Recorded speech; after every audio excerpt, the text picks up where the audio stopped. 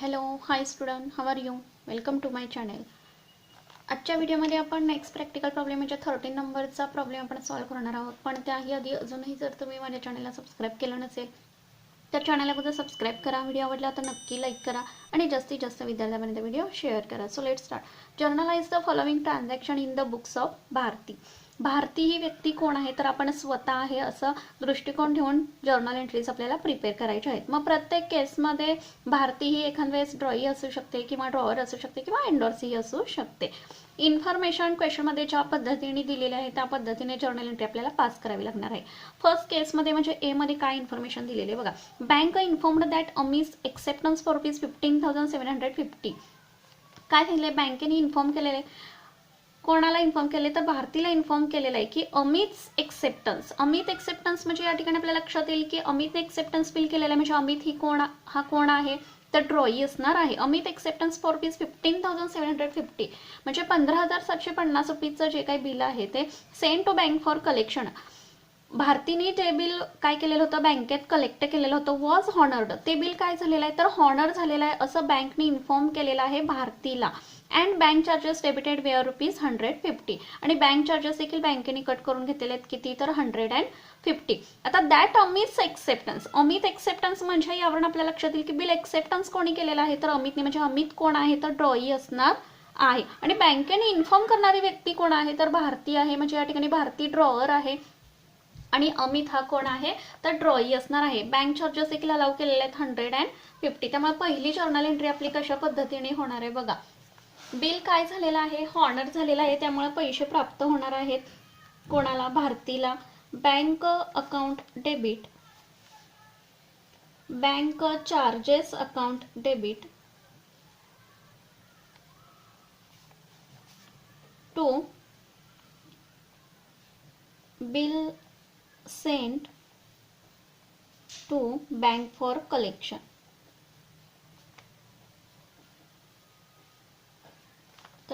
Amount बघा कशा पद्धतीने, बँक चार्जेस किती सांगितलेले तर 150 सांगितलेले. टोटल बिल तुमच्याकडे होतं 15,750. त्याच्यामधून लेस करायचे आहेत. बँक चार्जेस किती आले तर 15,600. एवढी अमाऊंट काय होणार आहे ड्रॉवरला प्राप्त होणार आहे म्हणजे भारतीला प्राप्त होणार आहे. Narration being bill send to bank for collection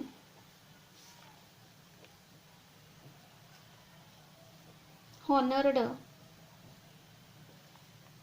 and bank charges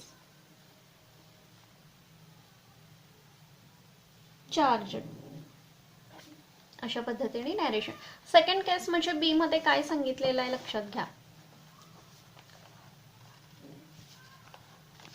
Nitin renewed his acceptance for ₹22,200 by paying 2,200 in cash along with interest. along with interest म्हणजे इन कॅश जी काय पे केलेली असणार आहे त्या रकमेमध्ये इन्क्लूड इंटरेस्ट असणार आहे, हे लक्षात आलं पाहिजे. नितीन रिन्यूड म्हणजे काय, नितीन रिन्यूड हिज एक्सेप्टन्स, नितीननी बिल रिन्युअल करण्यासाठी सांगितलेलं आहे. कोणाला सांगितलेलं असणार आहे तर भारतीला सांगितलेलं असणार आहे, म्हणजे या ठिकाणी नितीन हा ड्रॉई असणार आहे आणि भारती ही ड्रॉवर असणार आहे.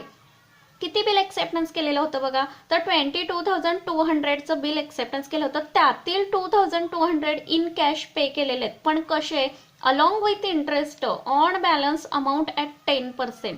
जो काही रिमेनिंग बॅलन्स राहिलेला आहे म्हणजे किती तर 22,200 मायनस 2,200. किती बॅलन्स राहिला तर 20,000 राहिला. या 20,000 वरती 10% इंटरेस्ट अलाउ केलेला आहे. And accepted a fresh bill for the balance for 3 months. आणि 3 monthsचा टर्म सांगितलेला म्हणजे 3 monthsचा 20,000 वरती 10%नी इंटरेस्ट कॅल्क्युलेट करून तो याच्यामध्ये ऍड करून मग 2,000 जेवढा इंटरेस्ट येणार आहे तो ऍड करून पैसे काय केलेले आहेत कॅशनी पेड केलेले आहेत. आता बिल रिन्युअल केले म्हणजे आपल्याला लक्षात येते की 3 ते 4 एंट्रीज आपल्या या ठिकाणी कंपल्सरी होणार. बिल रिन्यू केले म्हणजे पहिली जर्नल एंट्री आपली बिल डिसऑनर, पहिलं बिल कॅन्सल झालेल्याची फर्स्ट एंट्री होईल. सेकंड इंटरेस्ट चार्ज केलेल्याची, थर्ड पार्टली पेमेंट पे केला असेल तर त्याची एंट्री आपल्याला करावी लागणार. अँड फोर्थ बिल रिन्यू केले म्हणजे बिल जे काही आहे राहिलेल्या अमाऊंटवरचं ते ड्रॉ केलेलं असणार आहे. अशा 4 एंट्रीज आपल्या बी सेक्शनमध्ये करून घ्याव्या लागणार आहेत. आता प्रथम आपण इंटरेस्ट चार्ज करून घेऊया. बघा रिमेनिंग बॅलन्स किती राहिलेला होता तर 20,000. 10% त्यांनी सांगितलेलं होतं, त्यामुळे 10/100 इंटू 3/12 3 मंथचा ड्युरेशन सांगितलेला होता. कॅल्क्युलेशन करून किती अमाऊंट आली तर 500 एवढी अमाऊंट आली इंटरेस्टची.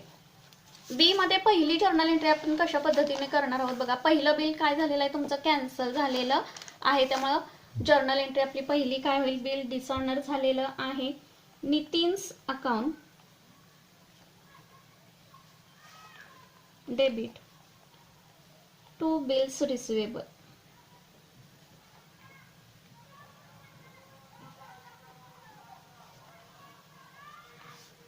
किती अमाऊंट येणार आहे तर 22,200. पहिलं बिल कॅन्सल झाले त्यामुळं ती अमाऊंट येणार आहे. नॅरेशन आपलं येईल बीइंग डिसऑनर ऑफ बिल.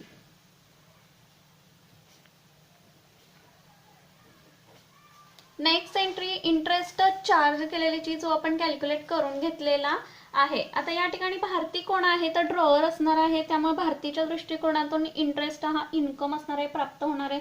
त्यामुळं Nitin's account debit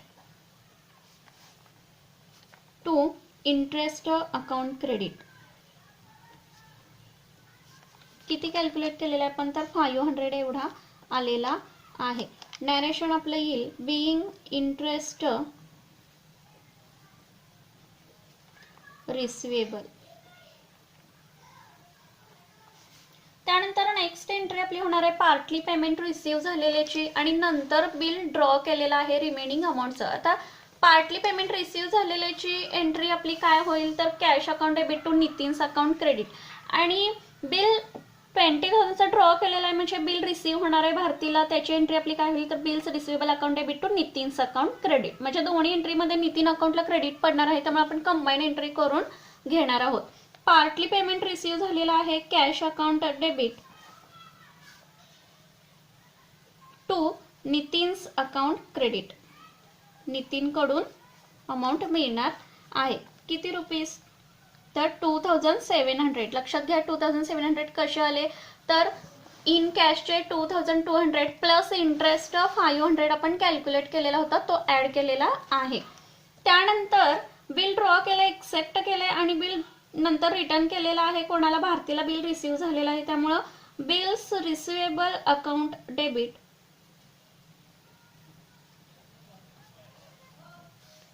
to Nitin's account credit. आता बिल कितीचं असणार आहे तर 20,000चं असणार आहे.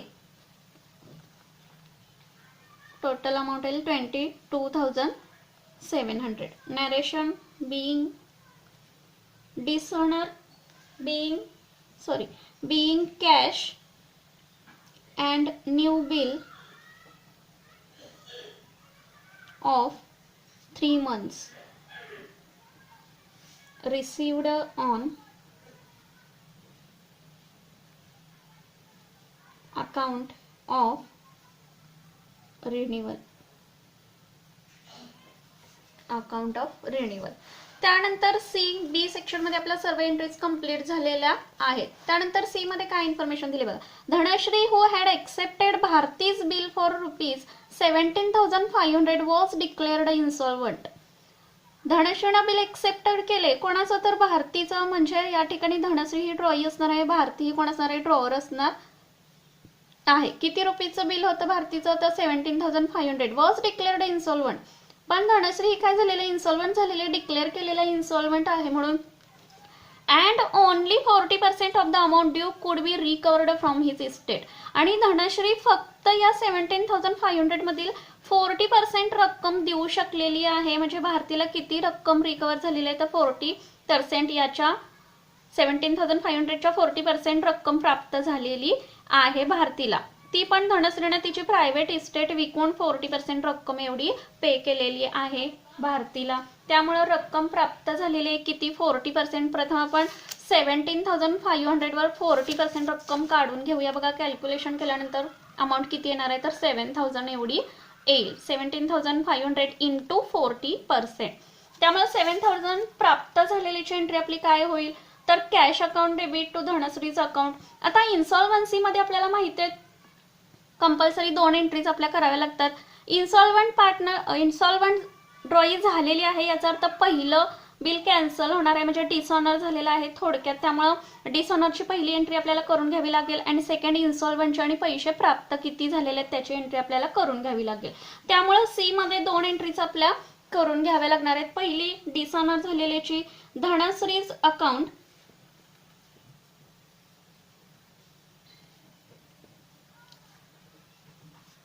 धनश्रीज account debit to bills receivable account. Narration being dishonor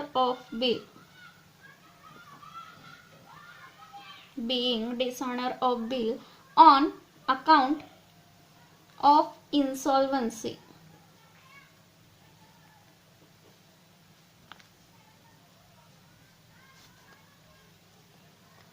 $17,500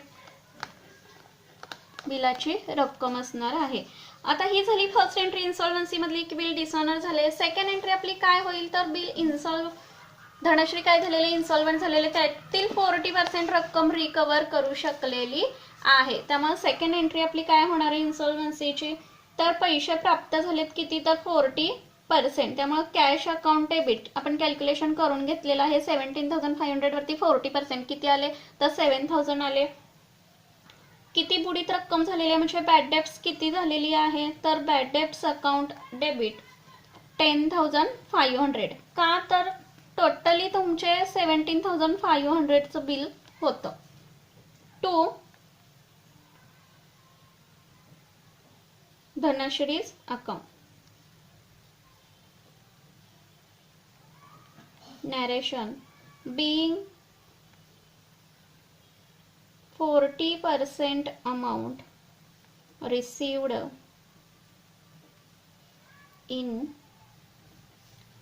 full settlement.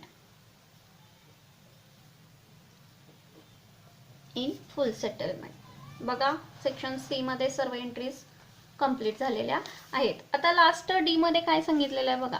Discharged our acceptance to Savita for rupees 9,450. आता या ठिकाणी काय झालं डिस्चार्ज आवर म्हणजे काय तर डिस्चार्ज म्हणजे बिल हॉनर झालेलं आहे. आवर एक्सेप्टन्स म्हणजे भारतीने बिल एक्सेप्टन्स केलेलं आहे टू सविता म्हणजे सविता या ठिकाणी ड्रॉवर असणार आहे आणि भारती कोण असणार आहे तर ड्रॉई असणार आहे. किती रुपीज तर 9,450 by endorsing Praveen's acceptance to us rupees 9,000. Bill honour झालेलं आहे पण कसं तर सविताला 9,450 पे केलेले आहेत पण कसे तर प्रवीणचं जे काही बिल भारतीकडं होतं ते बिल तिने काय केलेलं आहे सविताला एंडोर्स केलेला आहे. म्हणजे किती रकमेचं बिल होतं तर 9,000चं बिल होतं म्हणजे वरचा 450चा काय पडलेला आहे तर डिस्काउंट असणार आहे. जर पैसे पे केलेत म्हणजे काय तर बिल पैसे पे केलेत कुणी तर भारतीनं जर्नल एंट्री आपली कशा पद्धतीने येणार आहे बघा. आता भारती या ठिकाणी ड्रॉई असणार आहे त्यामुळे bills payable account debit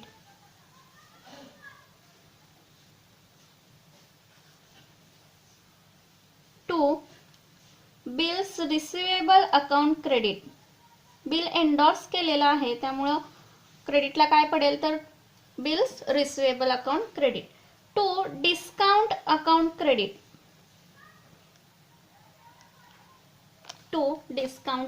credit total liability किती होती बघा 9,450. त्यातील बिल कितीचं एंडोर्स केलेलं होतं तिने तर 9,000चं अँड डिस्काउंट कितीचं राहिला तर 450चा राहिला. नॅरेशन आपलं येणार आहे being honour of our acceptance by endorsing